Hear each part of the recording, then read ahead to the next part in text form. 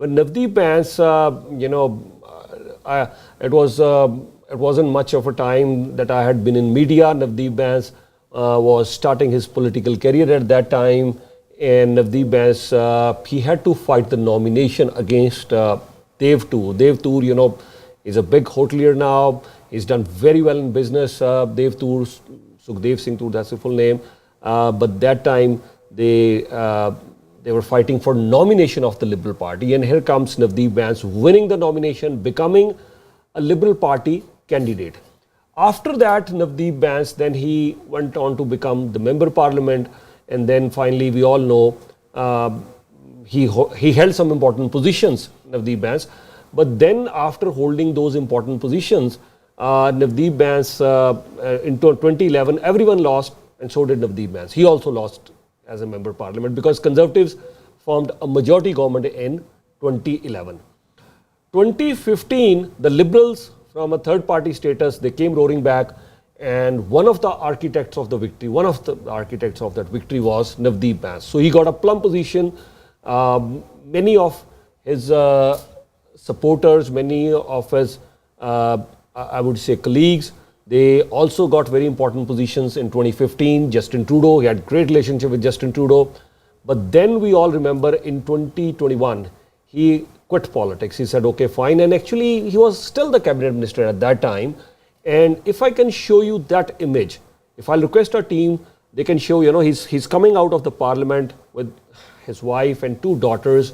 And I interviewed Navdeep Bains at that time. I have interviewed Navdeep Bains many times. This is the picture which signifies when Navdeep Bains left politics, and I interviewed him. There were so many theories floating around, but he clearly told me, he said, Yudhvir, I'm leaving politics because of my daughters. They are quite young right now, and I have to devote time to them. So this was in 2021. He steps down as a cabinet minister. He leaves politics. He quits politics. And of course, Justin Trudeau appreciated that. That's fine. You've served us well. If you want to focus on your family, that's good. I'll show you another picture. Now his daughters have grown up. Another picture with wife and daughters. Now they've grown up. They're into the university now. And maybe he's thinking back once again. And there is a discussion. Our team was there at the Montreal Convention. We saw how Navdeep Bains were quite active over there. We have confirmed information that Navdeep Bains has been calling a few people. So Navdeep Bains seems like he's thinking about once again to join the Liberal leadership race. And we're talking Ontario Liberal leadership race over here. And the advantage with Ontario is that you don't have to travel that much back and forth to Ottawa. You go to Queen's Park. If you become the Liberal leader, you get a seat there as an MPP. Even if you're in opposition, you're still here in Queen's Park in Toronto. Navdeep lives here in GTA. So it's not too much of a travel. And then eventually, if Navdeep thinks that, okay, if he becomes the Premier of Ontario, there is still a lot of travel, but still on day-to-day basis, you are mostly in Greater Toronto area rather than Ottawa. So I think he would be able to juggle around his time between wife, two daughters, and giving time to his political life. But there is so much that we know. But before we go ahead, Ramona ji, I want your take. Navdeep Bains as the Ontario Liberal leader, we have held a question mark there because he hasn't even announced that he's running for the leadership race. But we have confirmed information. There are many discussions going around. He's called a few people. Please go ahead, Ramona ji. Yeah, and it's actually great news. This was speculation for many years to come. We know that Navdeep Bains has served as chair in even very high positions when it comes to election time, provincially as well as federally. But his involvement has always been there provincially. And, I've heard it from many places over the years that this might be something that he would be thinking about. So to hear that, now that it's public, before it used to just be, and behind closed doors where you'd hear about it. But now that it's in the media, that means there's probably good speculation that he will announce. I think right now it's about fielding who will support him and to be able to start his bid. Essentially, we know that a leadership race means that they have to raise memberships, make sure that they have people on the ground to do those and then to get them out to vote. So, it's a grounds game operation, which he's been very involved politically for decades, and he does have key people. So it's about activating that and really being front and center. I think what's happened with the Ontario Liberals since their big defeat in 2018, where Kathleen Wynne lost after 15 years of Liberal rule to current Premier Doug Ford. Essentially, the Liberal Party has just been, going through a rotation of leaders, like a revolving door, right? They had Stephen Del Duca, who became the leader, and it was during COVID time, so he didn't really get a chance to really introduce himself to Ontarians. Essentially, if you recall, during COVID time, we had the Premier on TV every day. So that kind of overshadowed any other leadership hopefuls, any other leader hopefuls in different parties when election time came. So we know Stephen Del Duca didn't do so well. He's doing well now as the mayor in the city of Vaughan, but in that election, not so well. And then we had Bonnie Crombie come in, and it was speculated that she would really, have a name recognition in the GTA at least, and be formidable. It's hard because when a political party has a new leader, it takes some time for the Ontarians to know who this leader is, what their values are.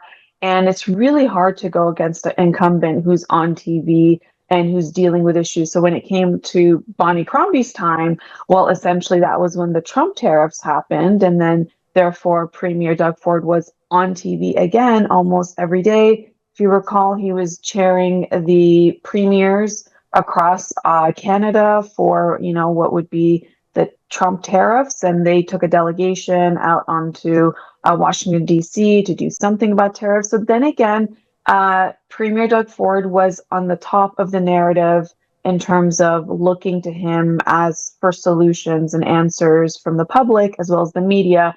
So that really, again, put Bonnie Crombie's campaign in a different light because she didn't get the same level of attention.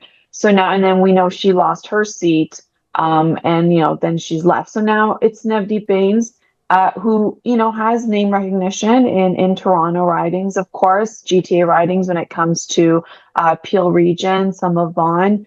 So therefore, it's a matter of making sure that, is he going to be able to sell memberships? I think so. Is he able to have a ground operation to be able to pull out the votes? I think so. But then again, it's always about the timing of what happens internationally or nationally to see with the current news. During Stephen Del Duca's time, it was COVID. During Bonnie Crombie's time, it was the Trump tariffs. And now it seems like maybe there won't be another issue. And it also begs the question, will Premier Ford run a fourth election? We know that in Ontario history, it was very rare for a political party to win a third term. So it'll be interesting to see if this premier wants to go for a fourth term. If he does, of course, we're going to watch it. If he doesn't, then there's also speculation of how, that's going to start also a leadership race in the PCs. So potentially in the next election, we could see two new leaders from the PC side and the Liberal side. That's to be seen. Yeah, and once again, just in case you haven't heard, just for our viewers' benefit, I'd like to tell you once again that the Liberal Party's leadership race, July 31st, 5 p.m., that's the deadline. So we still have some time, and there are many names floating around, as you all know, and as Ramona ji also discussing. Member of Parliament Nate Ken Smith, is he going to join the race? His name is coming up. I met Adil Shamji at a recent event, not sure. His name is also coming up. Navdeep Bains, that's what we're discussing right now. So let's see what are the official names that come out. So before July 31st, we'll know who has joined the race, who has dropped, or who has said no. So after July 31st, of course, there'll be a membership drive, and then the final voting will be from 9th of November till 20th of November. And 21st November this year, 21st November 2026, the Liberal Party will be electing their leader. Since I joined media as a professional journalist, most of the time the Liberals were in power from 2003 till 2018. And we saw an era of Dalton McGuinty, Kathleen Wayne. I interviewed her many times here in this studio, there as well. And one of those leaders who I would really enjoy interviewing. Of course, under her leadership, Liberals were decimated to just 7 seats, 20% in the vote share.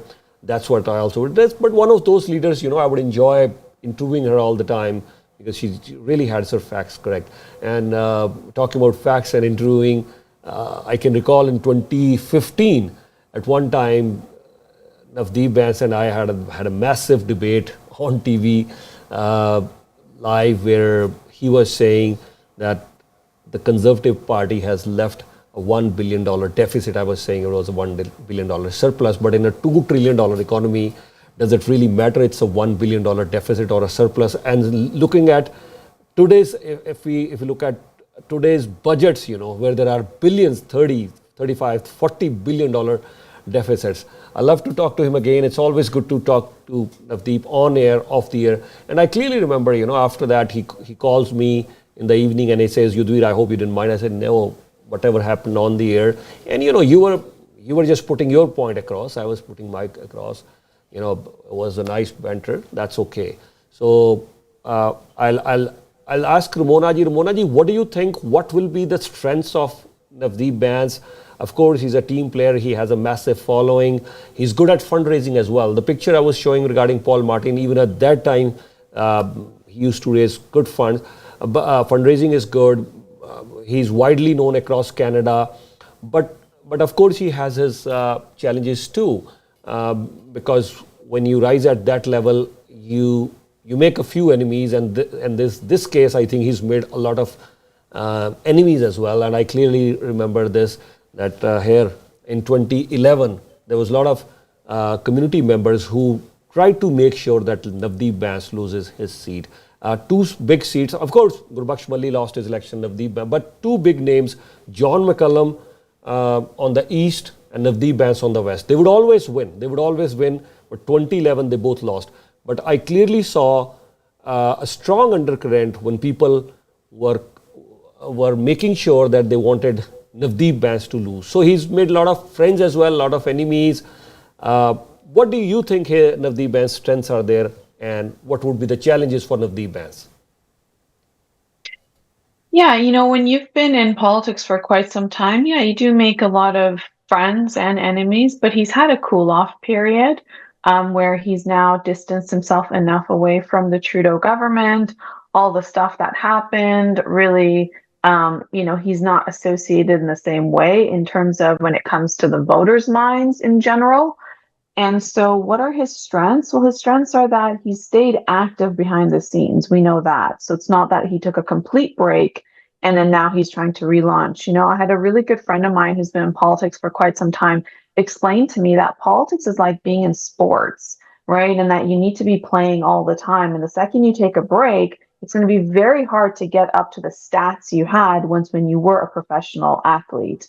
So same thing in politics, right? Like you cannot take a break for even a few years. Like we saw that happen with Peter MacKay when he left in that 2015, right before that election, the Harper government, and he went into the private sector for about 5 years. He came back to run for leadership, and then we saw him lose to Erin O'Toole. And here's Peter MacKay, who was a co-founder of the Conservative Party, and with his massive roles during that Harper era compared to Erin O'Toole. So we do know that you need to stay involved, and from my understanding, Navdeep Bains has been involved when it comes to mobilization and when it comes to fundraising, when it comes to election period, all of that. Outside of the election period, I'm not sure, but that would be for Liberal insiders to comment on. So we know that's the case. We know that when it comes to the Indian community, they can sell memberships. I mean, it's not something we're just saying in a very slight way. It's a very serious thing. When you look at Brampton nominations, you have thousands of memberships, right? Tens of thousands of memberships. And then for nomination days, thousands of people show up. So we know that it is a community that can organize. So based on his challengers, will they stand the same chance as him? that he can sell memberships at that rate, and then getting out the vote, right? So one thing is selling memberships, they're going to probably sell, tens of thousands, if not close to 100,000 memberships, which is what you really need to do. From that, you're looking at about 1/3 showing up to vote. And that's when you have key people in different ridings. And that's the other thing. There's going to be rules in terms of how many points each riding is worth. So there's going to be a strategy. This is a strategic game. It's an actual strategic operation, right? And you need to understand the lay of, like, first the rules and how to be able to use the rules to win, right? So you get let's just say he's going to do 100,000 memberships, which he should be able to do. And then from that, you have to see where you're strong. We know that the Liberals, usually have the Toronto area. He'll be able to pull out his votes in the 905s. And then it's all about the Northern Ontario bases, but those will be those ridings will have, perhaps based on the number of memberships that they sell, it'll be. I know how it is when it comes to the PCs or the Conservatives, where it's based on a point system. I would have to check to see what the Liberals will do. But if it is based on a point system, then you're going to make sure that you get, your concentration of efforts in the ridings where there's less Liberal members because each vote will count just the same as some of the higher volume members in different ridings. So based on that entire strategy in terms of the ground game, making sure you're going to have captains in key regions, you're going to break up, Ontario in, the east, the west, the north, and of course, Southern Ontario, and then having captains in those areas that'll be responsible for not only selling memberships, but getting out to vote. And underneath those captains, you're going to have soldiers that are going to be able to be responsible for key ridings. So it is a strategy, right? And he seems to be very fit to understand and know that strategy because he's been doing it for so long. So in terms of his strengths, those will be his strengths that will help him win this leadership, in my opinion. And that's what it is. It's the strategy first, policy second, right? But when it comes to policy, we know that he can say many different things, right? When it comes to affordability, when it comes to so many different things, having the PCs in power for so long, it'll almost be equivalent to having the same record under the Liberals. When a party is in power for so long, there's a lot to pick at, right? Sometimes when you're not an incumbent, you have the opportunity to really look at the incumbent's record. In this case, it's going to be the Liberal leader looking at the PC record and really asking Ontarians, what did they get in the years that it's been under PC rule? Just like we saw the PCs do that to the Liberals, right, under Kathleen Wynne. So all of that will be on his side as well when it comes to policy talking points. And we know he's intelligent. We know he's well spoken. We know he's articulate. So when it comes to mainstream media, he's going to do very well. When it comes to ethnic media, he'll do very well. When it comes to debates, he'll still do very well. We also know that when he was the minister on Parliament Hill, he probably had the most meetings when it comes to organizations and lobbying groups. So we know he's also very connected in the business world. So what that means for fundraising for him, what that means for getting out the vote, what that means for getting volunteers. And essentially, this might revive the Liberal leadership momentum in a way where, a lot of Canadians will want to come out. Sorry, not Canadians, Ontarians will want to come out and be part of a campaign that they see could go head to head with an incumbent. And that is if there is still going to be an incumbent on the PC side when we roll around to a general election in Ontario. Yeah. And to sum up, I can say Navdeep Bains has seen it all, whether it's the corporate world, whether it's the business world, and in politics as well. I know as a rookie MP, when he traveled to India, he made some very bold remarks there in front of Shri Kal Takht Sahib's Jathedar, and then there was an issue of recognizing the same-sex marriage that was very important. In India, he was instructed differently, but then he came here. He supported, the legislation of same-sex marriage. Not only he supported, but he worked very closely with the then Prime Minister Paul Martin at that time. And of course, we know that after that, when Stephen Harper, came as the Prime Minister, So he had to sit in the opposition benches, but he still won his seat in 2006, in 2008, 2011. Eve Adams won. There was a conservative wave. They won the majority, and there was a lot of support for Eve Adams, as I mentioned earlier, mainly because at that time many people, wanted Navdeep Bains to lose. But then he comes back in 2015, and interestingly, by around 2017, I was reading an article, and in this article, they're saying the 50 most powerful and influential people in Canada. 50 most, okay? Number one, Prime Minister Justin Trudeau, fine. And then at number 2 or 3, we know it was Katie Telford and Jerry Butts, okay? Jerry has been, a good friend of Trudeau. Katie Telford and Jerry Butts, they mainly run the affairs at the Prime Minister's office. They have a lot of power. But then I would expect a finance minister or a foreign affairs minister at number 4 minimum. But here at number 4, I was reading that article, and I spoke a lot about that on our radio and here on Channel Y as well. It was quite interesting to see that number 4 position was occupied by none other than Navdeep Singh Bains, ahead of foreign minister or any other cabinet minister or anybody else. And there were a lot of names in that power and influence list in 2017 that was released by the Hill Times. They had a magazine at that time. So he had risen to that much power by 2015, 16 and 17. And of course, later on also he enjoyed a lot of power in the Trudeau cabinet as well, in different ministries, whether it was a Treasury Board, whether the Minister of Innovation and Science. But he held a lot of power. We all know that. But now he's been out of politics for some time. So how is he going to make a comeback? Of course, he has a lot of support. There are many of his supporters. They are all ready to support him. They are quite excited. So on one side, there are a lot of supporters. They want to see Navdeep Bains as the Liberal leader. They want to see him as the Ontario Premier. So there's a lot of support for him on one end.